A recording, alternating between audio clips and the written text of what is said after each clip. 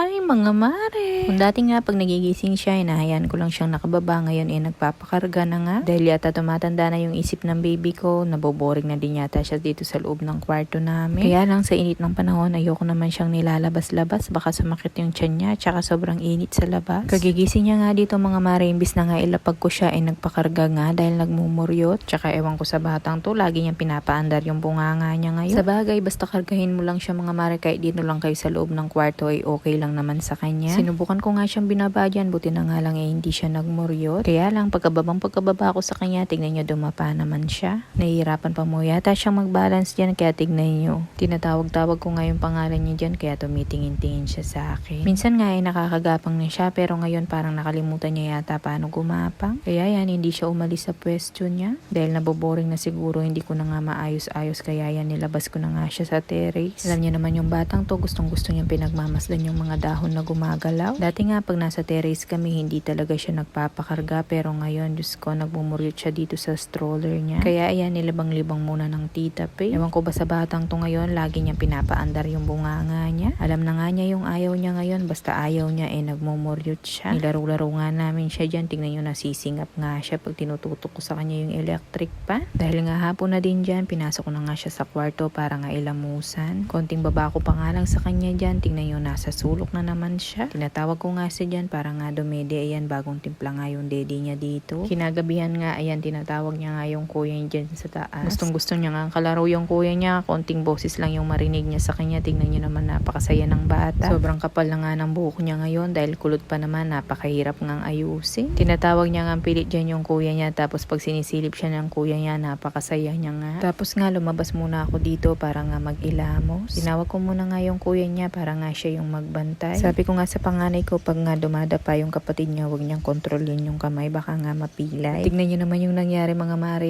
nalabas na pala dito sa kama.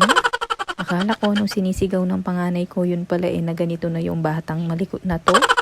Kita niyo na, hindi ko na talaga maiwanan mag-isa itong batang to, talagang aalis at aalis sa kama. Anong lumamig na nga yung kwarto, ayan, pinanood ko muna nga siya dito sa tablet. Habang ang busy siyang nanonood dito, busy din siyang gumagawa ng kalamay dyan. O diba, napakahilig sa multitasking ng batang to.